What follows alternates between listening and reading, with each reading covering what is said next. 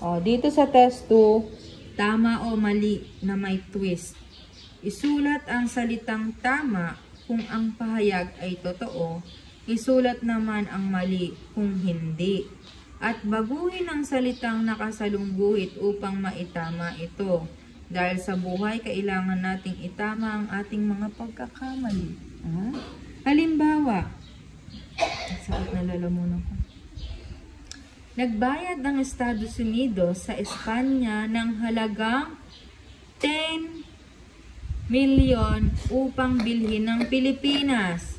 Ang sagot dun ay mali dahil $20 million ang halaga. Bakit may twist? Kasi dapat isasagot mo, 'di ba, tama or mali. Kapag tama, let it be. Ayun ang sagot mo, tama. Kapag mali, kailangan mo pang ilagay kung ano.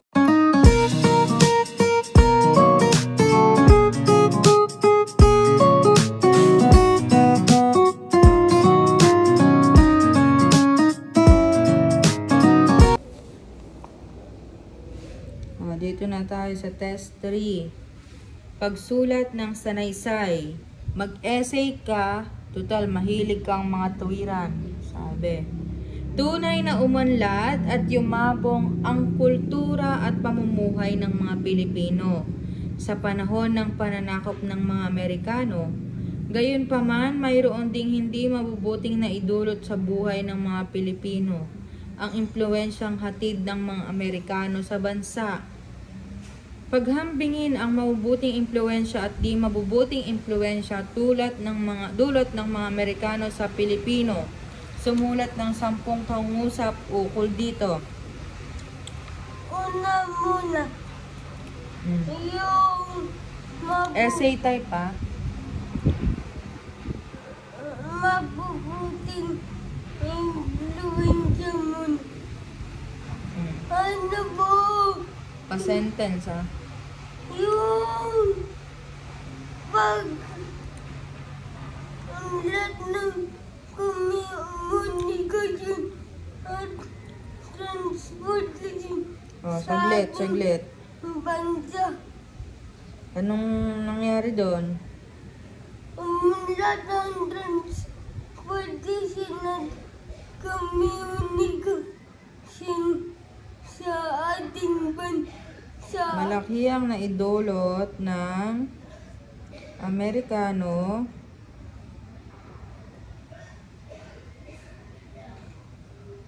saan? Sa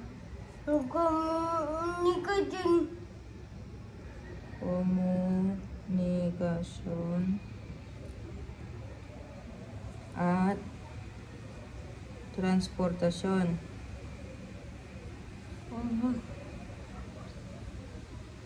Ano pa? Yung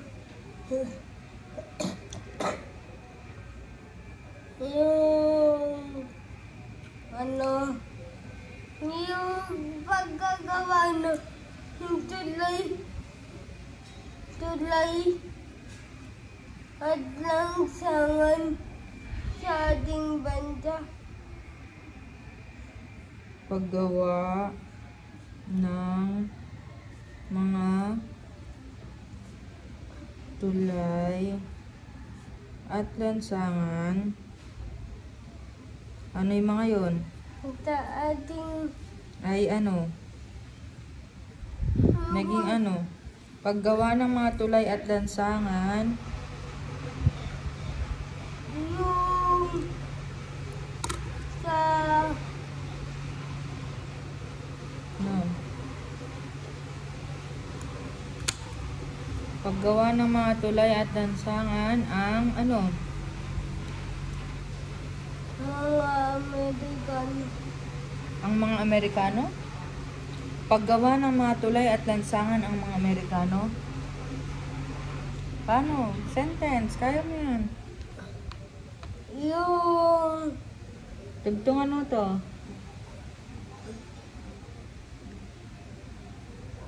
kagaya ng mga daanan. Kaya nga, paano nga mo gawin mga sentence yun? Paggawa ng mga tulay at lansangan Ang ano? Ang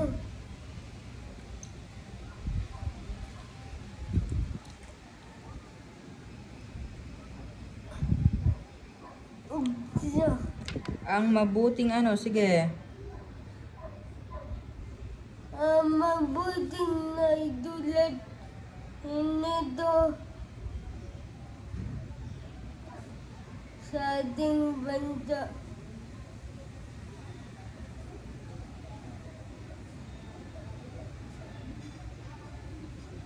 Ano ba?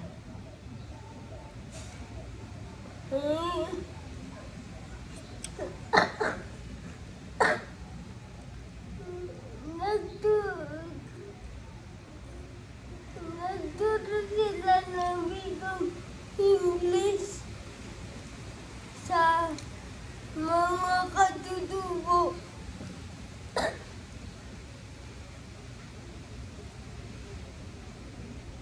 Kompletuhin mo yon yung sentence na yon. Sige, yung pangungusap. Bago yun, ano yung nangyari? Tungkol sa pag-aaral, ano yung naitulong nila? Yung kunyari sa arts, Sa pag-aaral, ano yung naiambag nila? Ganon. Ano yung nasimulan nila? libreng ano, yung gagamit doon sa eskwela.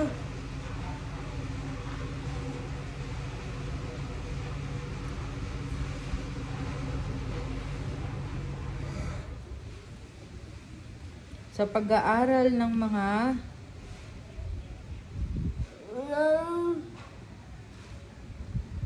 gawain, ng mga nino ng mga gawain sa pag-aaral ng mga gawain hindi, ano sa pag-aaral ng mga Pilipino. mm. At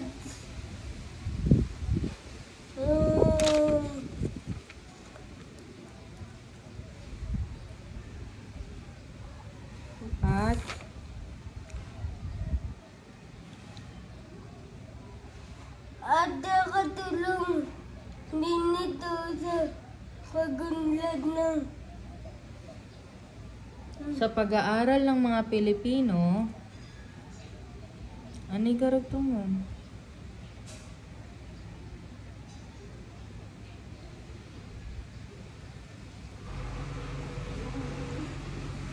nakatulong din po yung pag-aaral sa ano sa mga bagong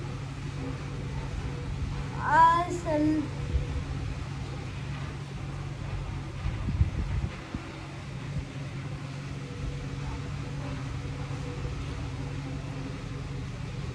Ano pa?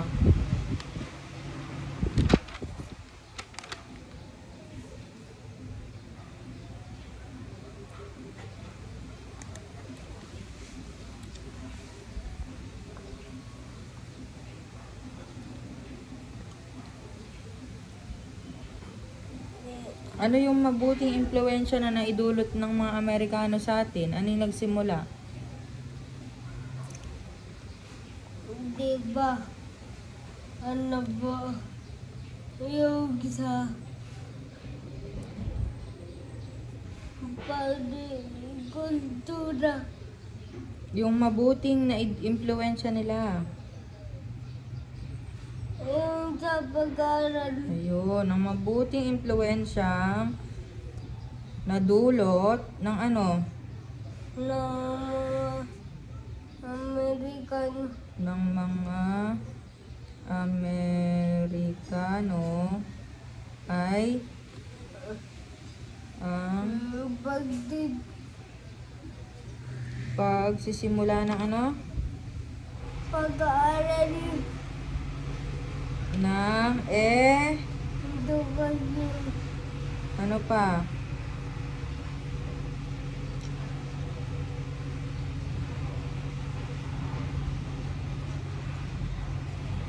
Nung nagsimula yung edukasyon, ano yung nangyari sa mga Pilipino sa buhay nila? Nagbago. Dahil, kumpletuhin mo yung sentence ko. Nagbago dahil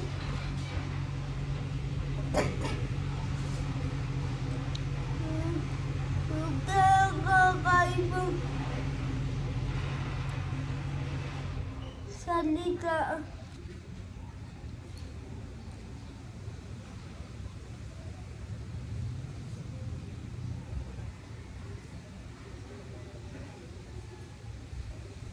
Ano yung ginamit nilang salitang? English. Ano yung nangyari doon? Na nagbukas ng ano? Ng kaisipan ng mga Pilipino. Ilan yung tubig, kuya? Wait lang.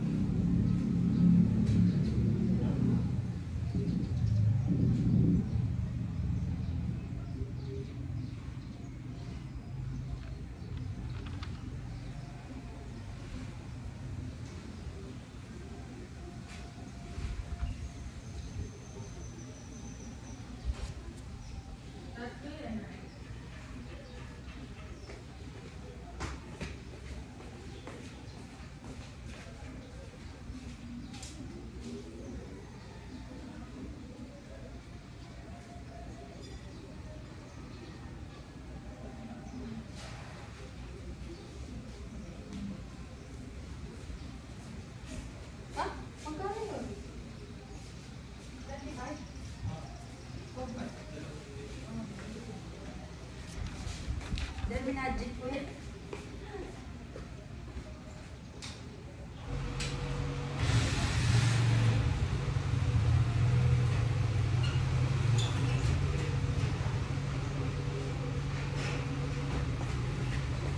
Malit ako.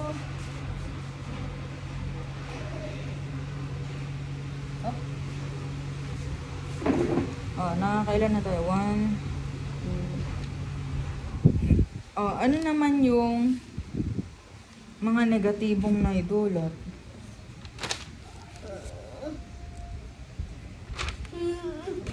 Yung hindi na natutungan ng yung mga dating kultura. Subalit, hindi maiwasan ang hindi mabuting epekto.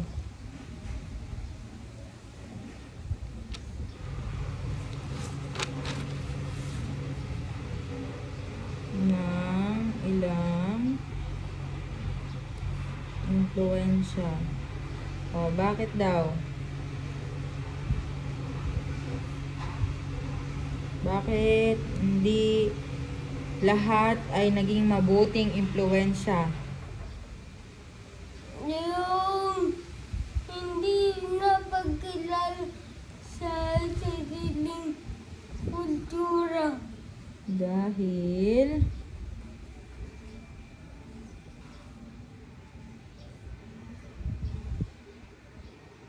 hindi maiwasan.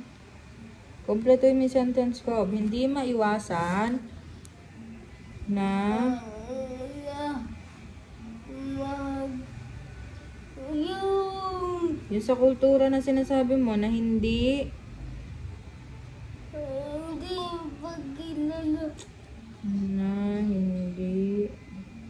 Pagkilala sa sarili natin. Kilala sa sariling Kultura. kultura. Ano pa?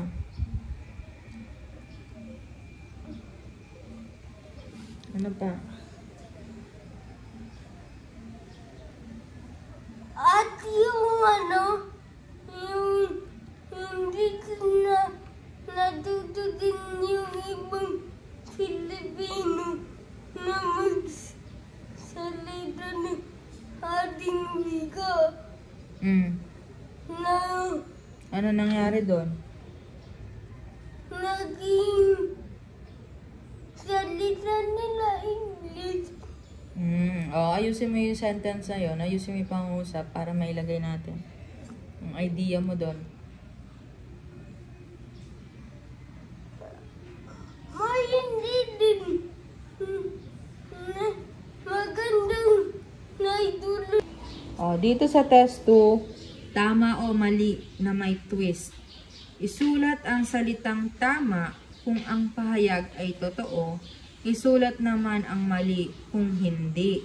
At baguhin ang salitang nakasalungguhit upang maitama ito. Dahil sa buhay, kailangan nating itama ang ating mga pagkakamali. Halimbawa, sakit na lalamunan ko. Nagbayad ang Estados Unidos sa Espanya ng halagang 10 milyon upang bilhin ng Pilipinas. Ang sagot dun ay mali dahil $20 million ang halaga. Bakit may twist? Kasi dapat isasagot mo 'di ba tama or mali. Kapag tama, let it be. Ayun ang sagot mo, tama. Kapag mali, kailangan mo pang ilagay kung ano yung tamang sagot. Naintindihan? Aba. Number test 2. 31 to 40.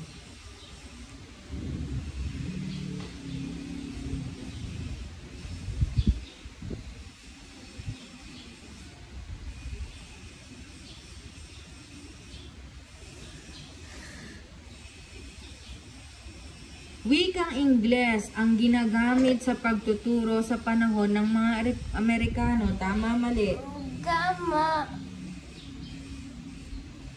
Sumunod sa sumakop sa Pilipinas matapos ang mga Amerikano ay ang mga Hapones. Tama. Ipinakilala ng mga inchik sa atin ang mga pagkain tulad ng hamon, hotdog, sausage, beef steak, hamburger, cookies at sandwiches. Hindi. O sino? Yung Anong bansa? Ay ano? yung Amerikano.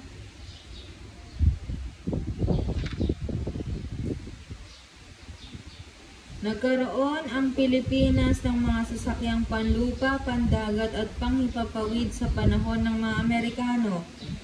Tama.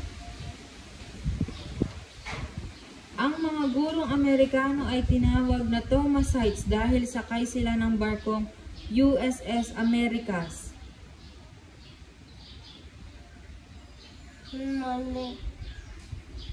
Ano ang sagot mo? Espanya kasi yun. Anong sagot mo? USS ano? Sakay sila ng ano? Amerika. Yung sakay sila na Anong barko sila sakay? Yung mga Thomasites na Amerikano.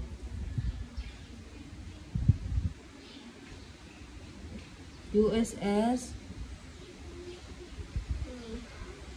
Garcias. Ay, ano? USS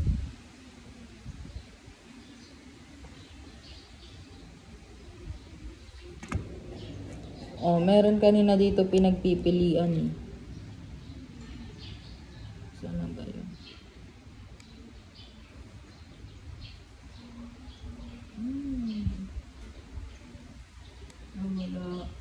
to.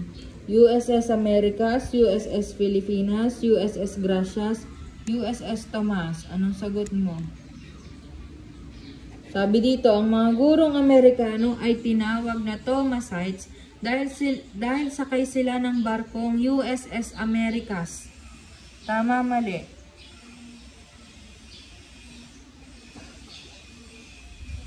Tama, mali? Uy, tama, mali? Tama.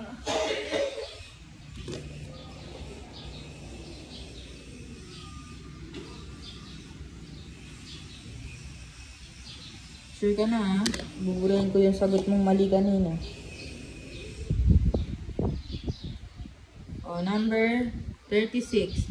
Nasa 6,000 ang Amerikanong guro nang dumating sila sa Pilipinas.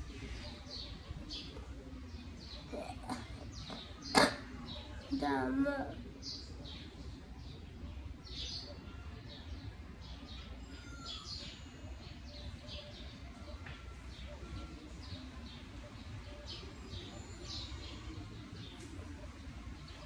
Anong sagot mo? Tama? Opo. Ang dami ay isang mamamayan na kunwari ay nagmamay-ari ng mga negosyo o lupain, ngunit dayuhan ang totoong may-ari nito. Tama, mali? Tama.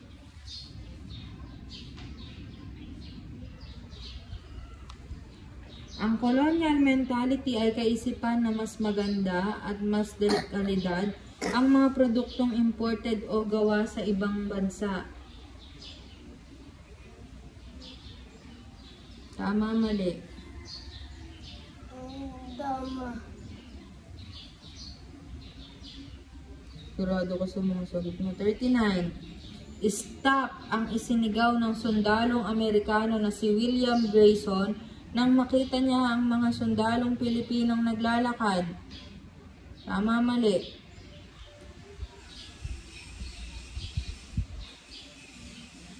Mali. Anong sagot mo doon? Papalit.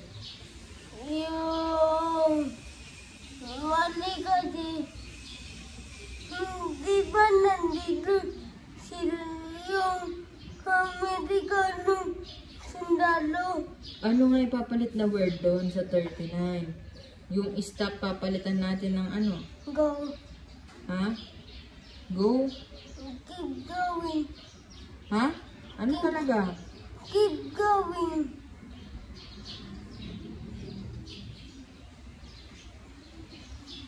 Sure ka ha? Number 40.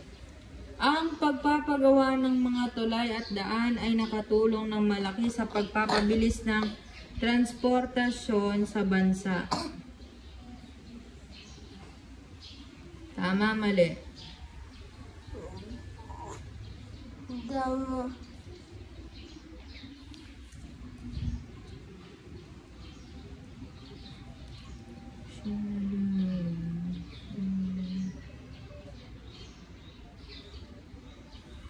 Pagsulat. Wait. Next, second quarterly examination.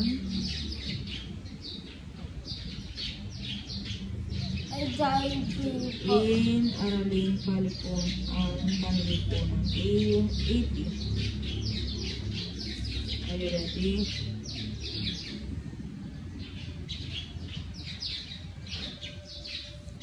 Task 1.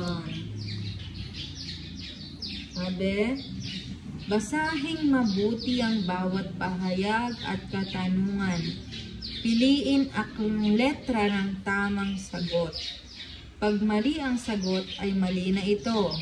Huwag nang ipaglaban ng mali dahil sa huli ay masasaktan ka lang. Sagutin mo ang test mo ng maayos at huwag paglaruan dahil masakit ang mapaglaruan. Saring, good luck. Okay. Si ate, si Ryan. Hindi man ata si Sir Ryan to eh. Nakalagay Ma'am Girls. Ma'am Girls. Number 1. At ilan ba itong multiple choice? up to 30. Wait, mag-numbering lang. 3, 4, 5, 6, 7, 8, 9, 10, 11, 12, 13, 14, 15, 16, 17, 18, 20, 21, 22, 24, 25, 26, 27, 28, 29, 30. O, number 1. Alin sa mga sumusunod ang hindi kabilang sa layunin ng pagpapalaganap ng edukasyon ng mga Amerikano? Alin sa mga sumusunod ang hindi kabilang sa layunin ng pagpapalaganap ng edukasyon ng mga Amerikano? A. Pagtuturo ng wikang Ingles. B. Pagpapalaganap ng demokrasya. C. Pagpapaunlad ng mga gusali at daan. D. Pagpapaabot sa mga tao ng kulturang Amerikano. C. Sagot mo. Number 2. Ano ang tawag sa mga unang guro ng mga Pilipino na ipinadala mula sa Estados Unidos? A. Ilustrado. B. Militar. C. Pensionado. D. Thomasites. Ilustrado. Sa Estados Unidos to, ha? Ano ang tawag sa mga unang naging guro ng mga Pilipino na ipinadala mula sa Estados Unidos? A. Ilustrado. B. Militar. C. Pensionado. D. Thomasites. Ano? Hindi. Basta ay makinig mabuti sa tanong ko, ne. O, 2 beses ko ulitin. Anong pangalan ng sasakyang pandagat ang sinakyan ng mga unang guro ng mga Pilipino? A. USS Americas. B. USS Pilipinas. C. USS Gracias. D. USS Thomas. Hindi po. Ano ang tawag sa mga matatalinong Pilipino na ipinadala sa Estados Unidos upang mag-aral ng libre? Ano ang tawag sa mga matatalinong Pilipino na ipinapadala sa Estados Unidos upang mag-aral ng libre? A. Ilustrado. B. Leader. C. Pensionado. D. Thomasites. Ilustrado. Number 5. Kailan dumating ang mga unang naging guro ng mga Pilipino noong panahon ng mga Amerikano? Kailan dumating ang mga unang naging guro ng mga Pilipino noong panahon ng mga Amerikano? A.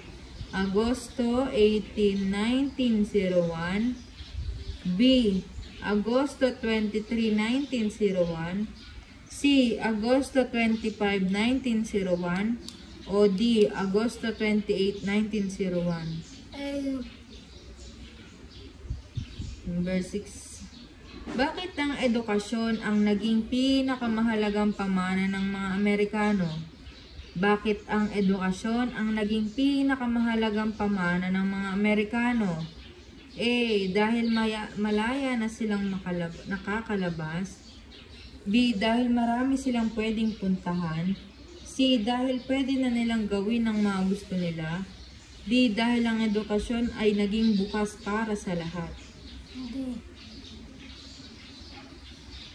Sa loob ng ilang taon, natatapos ang pag-aaral ng sekundarya noong panahon ng Amerikano.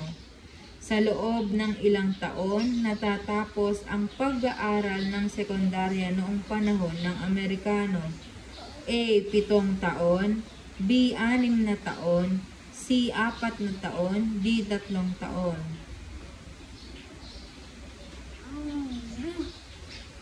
Ilan? Ano? Ay, ano nga letter? B. Sa sistema ng edukasyon na ipinatupad ng mga Amerikano, itinakda ang Ingles bilang wikang panturo sa mga paaralan. Ano ang naging bunga nito? A. Mabilis na natuto ang mga Pilipino ng wikang Ingles na siyang kinainggit ng mga Amerikano. B. Lumawak ang kaalaman ng mga Pilipino sa iba't ibang wika tulad ng Ingles, Mandarin at Nihongo. C.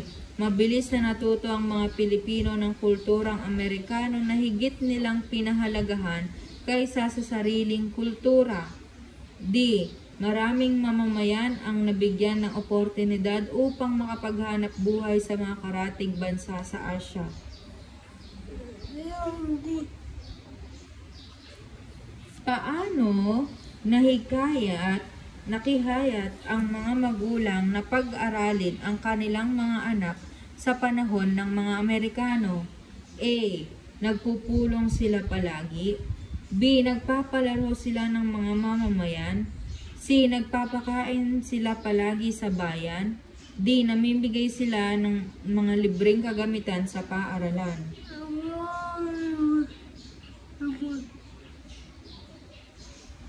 Pinagtuunan din ng pansin ng mga Amerikano ang kalusugan at sanitasyon ng mga Pilipino. Ano ang epekto nito? A. Natutuhan ng mga Pilipino ang wastong pagpapanatili ng kalinisan sa sarili at pagkain. B. Maraming Pilipino ang di tumalima sa mga proyektong pangkalusugan. C. Marami pa rin ang nagkakasakit dahil sa di maayos na sanitasyon. D. Umasa pa rin ang mga Pilipino sa mga albularyo at faith healer.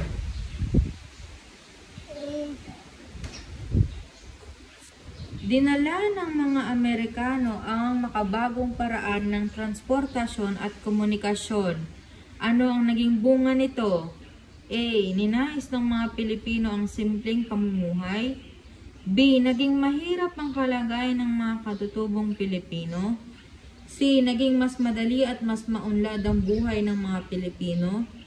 D. Tinaguri ang Little Brown Americans ang mga Pilipino dahil dito. Yung C. Paano mo maipapakita ang pagpapahalaga sa mga bayaning Pilipino? A. Mangolekta ng mga larawan nila. B. Makipaglaban din sa mga dayuhan. C. Sambahin sila ng parang mga santo. D. Isabuhay ang mabubuting katangian nila. Bakit mahalaga ang edukasyon sa tao? A. Dahil ito ang susi sa pag-unlad. B. Dahil ito ang daan sa mga pupuntahan. C. Dahil ito ang gagamitin natin upang lumayo. D. Dahil ito ang tutulong sa ating mga gawain. Ano ang naging bunga ng pagiging matagumpay ng edukasyon noong panahon ng mga Amerikano? A. Nagkaroon ng pagkakataon na lumabas ang mga tao. B. Nagsakripisyo ang mga tao at nahikayat na mag-aral. C. Natuto ng mga gawaing bahay ang mga kababaihan. D. Naging masipag ang mga mamamayan. Naging masipag ang mamamayan. Anong wika ang itinakdang panturo sa mga paaralan noong panahon ng Amerikano? A. Espanyol. B. Pilipino. C. Ingles. D. Kapampangan.